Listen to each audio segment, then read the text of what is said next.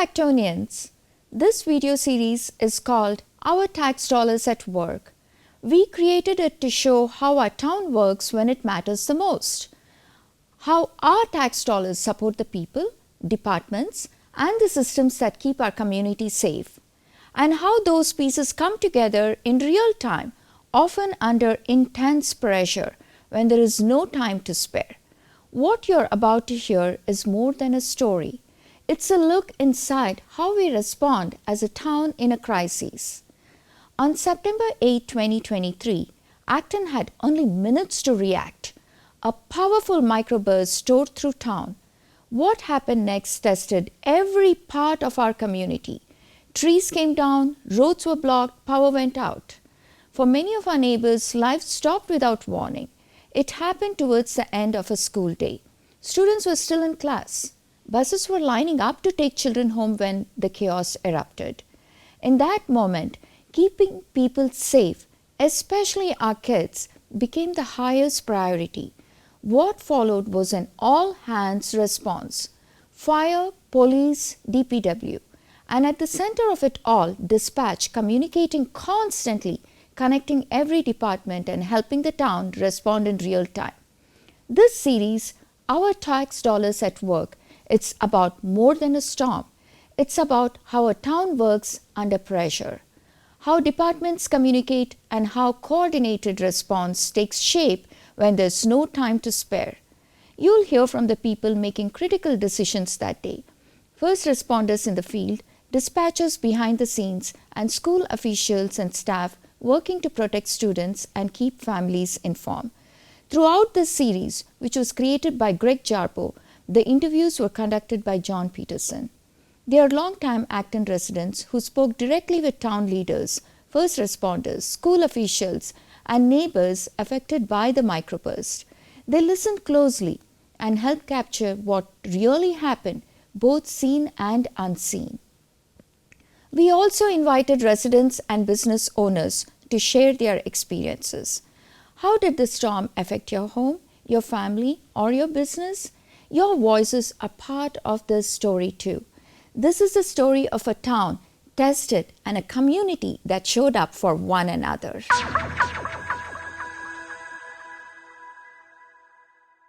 Hi, I'm Sahana Purohit, one of your co-hosts, along with Jarboe and John Petersen. So our first episode, we are going to be talking about what happened in Acton the day that everything just went crazy. So Greg? I can't help you here because I was out of town. I was on Cape Cod, and when John said, you know what, we should focus on the microburst, I went, the what?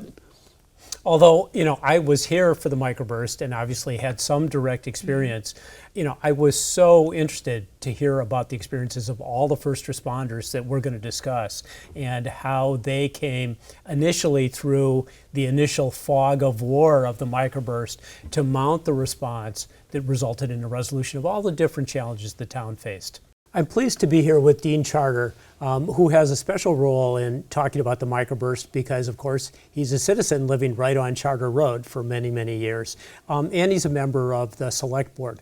But to start out, let's talk about what Friday would have been like on September 8th, 2023, if Dean's plans had played out the way he originally thought they would. Well, that day we actually had a employee development day for all the town employees up at Narra Park, and that started about 8:30 in the morning, supposed to run until almost 4 o'clock in the afternoon. Get together, we basically, all the town offices were closed. Essential services continued, but we probably had maybe approaching 100 employees all up at Narra Park in one spot.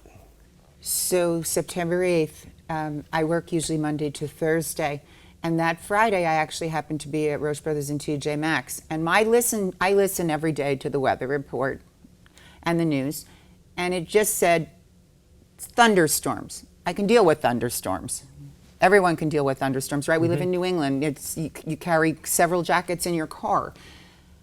I was out at TJ Maxx, and I was ready to leave because I said, they said it was going to be in around 3 o'clock. So I was leaving and it was about 2:15-ish.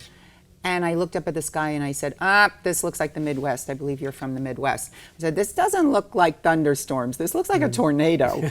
And so I hopped in the car, I drove, and I'm close to TJ Maxx, as are you. I didn't make it. I got in my driveway. I was 30 seconds short of getting in my garage. It was a disaster. I call this event the dress rehearsal, and we failed. We have to take more time before an event occurs. Tree branches blew, hit my car, took down all the wires, hit my car, hit me with me in it. And then it was a challenge. How do I get out of the car with live wires in the street on my car? And then I injured myself because I had to find plastic to get out of the car, so I fell getting out of the car. Got inside, crawling, and pushed 911, no response. Acton Police, no response. Pushed my alarm system, emergency. That should work, in theory, correct? Mm-hmm.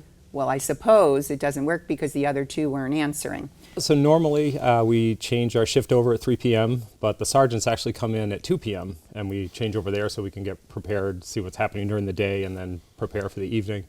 So I was just kind of going through that, and luckily looked out the window and noticed that the skies were darkening, so that means grab your raincoat, make sure you have it with you, and then I like to let the guys know on the shift that, be prepared for weather. So I was coming in for the evening shift, 3 p.m. to 11 p.m. shift, and as I hit the Acton town line, I immediately saw a car that was trapped under wires in a tree. So I knew that it was going to be a different day than what I'm used to, and then continued to see down trees, tree onto a car, get into the dispatch center, and there are 4 dispatchers already in there as well as the fire chief, and the 911 is ringing off the hook, the business line ringing off the hook, and doing our best to triage the calls and determine what needs an immediate response and what can wait until those life-threatening situations have been addressed. So the first 2 hours we had just under 300 911 calls. So almost a month's worth of 911 calls just in that short period. Thankfully, it was right at shift change, so we had the additional staff. And then, of course, multiple business line calls, lots of radio traffic. There were hundreds of radio transmissions in that same 2-hour time period. So for the 911 system, there's alternate routing. So every PSAP, Public Safety Answering Point Dispatch Center, has an alternate center that will take their calls if not answered after about 21 seconds. They'll take it, they'll process it just as if it was their own, they'll notify the intended community, and then we'll dispatch it as if it was received directly from us. And then if there's any further than that, there's a default routing that goes to the state. Initially came in a little bit slowly and then in a fury. So it was all hands on deck. Luckily, that day we had a number of officers on the day shift and coming in for the 3 to 11 shift, so it kind of doubled our manpower, which was fantastic because it was absolutely essential. Still wasn't enough as it turned out, but it was great to have that many officers available, and a couple of officers who were coming off of road details and that kind of thing that lended a hand as well. So were you out on the street when the storm actually hit? We were actually, I was getting ready for roll call when the first call came in, and it was a pretty simple limb in the road. And I said, okay, so had a couple officers go, and then immediately it was multiple calls coming in, fast and furious for sure. So it's it's funny because when you have this many calls this quickly, you try to say, all right, well, I need to set these up in terms of level of importance. But they were all, priority calls. So, trees down with wires in them is an important call for us because it's a danger to the public to be out walking or even driving over it, those kind of things. So whenever we have that's a two officer response, so that we can make sure we cover both ends of that tree in the road. Well, I didn't have that many officers, so it was one officer to that call, and as we were quickly running out of officers to send, it became, all right, well, can you clear there and go to this one? Can you, do something there? Because some of the lines that were coming down were just cable lines or phone lines, which you can tie off and move on along down the road. But when it's live power, that's when it's different. And so I got out to a call on Willow Street, which was a tree down on a vehicle with occupants inside and wires down with it. So that became a priority call for us, and along with the fire department, we were able to get that person out of the car. And then, of course, that road has to be closed because we have live wires in the road.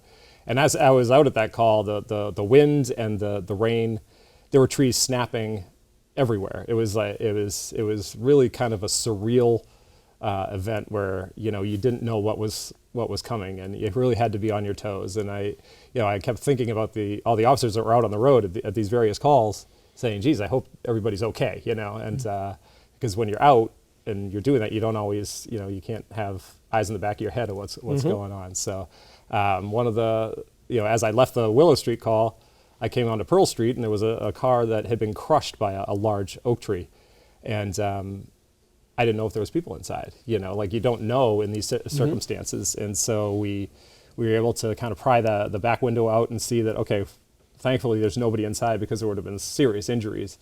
And then we had a tree into a house at 65 Main Street. And I got to there, and it was a large tree right through the center of this house. And so normally that's a call that 2 officers are going to go with the fire department and make a walkthrough to make sure there's no people inside, or there's no gas leak, or all these things that could come with such damage. So we were doing a lot of that stuff solo. And normally, of course, you're answering calls, not making calls. But as you encountered, those various incidents, did you call into the center? Yes. So when I first came across that tree down on Willow Street, I attempted to make a call into the dispatch center, and it was ringing and ringing. So again, that was another indication that there was something serious going on, and it was going to be a very busy day. On September 8th, 2023, on a Friday, we were at Professional Development Day. I think everything wrapped up around 2 o'clock. Started to head home. I lived the next town over. Just got over the town line, and Acton PD called and said, "We got a problem. We have a microburst that came through town, they think, and trees are everywhere." So I turned around and came into work, and on my way in, I called in 13 people. And how long was it before you got your whole team assembled? It took us about an hour and a half to get everybody here, which would normally only takes about 30 minutes. And what held people up? Trees down, wires down, cars blocking roads, the whole nine. Where fire trucks are going, we're going. Where ambulances are going, we're going. Make sure the police station's open, make sure the fire stations can get in and out, and main roads and then secondary roads. And obviously there were a lot of communication challenges that day. How did you stay in touch with the police and fire? I have a portable radio that I carry for the police, and they call me right on my radio, and I call Ryan, and we talk to each other through cell phone. Fantastic. So you guys started cleaning things up. So what did you wind up doing Friday evening and into the early morning hours? We tried making sure all the main roads were pretty much passable. They weren't fully open, but we made sure it was one lane open so emergency vehicles and residents could get to and from. The biggest challenge we had was that at 3:30, school got out for the little kids, and we had buses everywhere. So we were trying to get the buses turned around and through the roads to get these kids home. I think a lot of kids ended up going back to the school, had to be picked up by parents, but and then the rain came, so then we had flooding. So where were you on September 8th, 2023 when the microburst hit? Probably not far behind Jason in traffic, trying to go home from the company picnic, and again, got a phone call from the police that there was trees blocking roads, and as soon as that first phone call came in, I'll turn around and head back into town and start scribbling down addresses they give me, and the phone just kept ringing basically.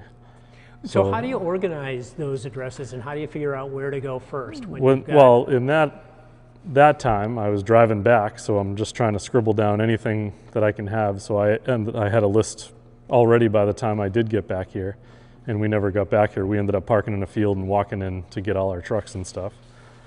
But then the police will sort of prioritize it, but I always ask if it's in wires, because if it's in wires, I won't even bother when there's stuff that needs to be done that isn't in wires, so it can be done faster. Or like Jason said, if there's emergency equipment that's stuck, or that obviously is a higher priority. It was a storm of lists. Everybody had clipboards of pages and pages and pages of just addresses. We've spoken about flooding at Kelly's Corner. This is what it looked like when the torrential rain came down. On Musket, you can see a scene that looks like many throughout town. Branches are down, trees are down, there's a tremendous amount of work to be done by DPW. You can see that again when we look at Washington, where there are trees down on wires. As we look more closely, you can see that the wires are all the way down to the street. There is no way that the street is passable. On Revolutionary, more of the same. Trees are on wires. DPW can't begin their work until Eversource deals with the live wires. When we move to the center of town, we can see the heart of the traffic problems. On Main Street, a utility pole fell on a car. Eversource began to work right away, but it took hours to get that pole out of the way, the trees moved, so the traffic could again proceed down Main Street.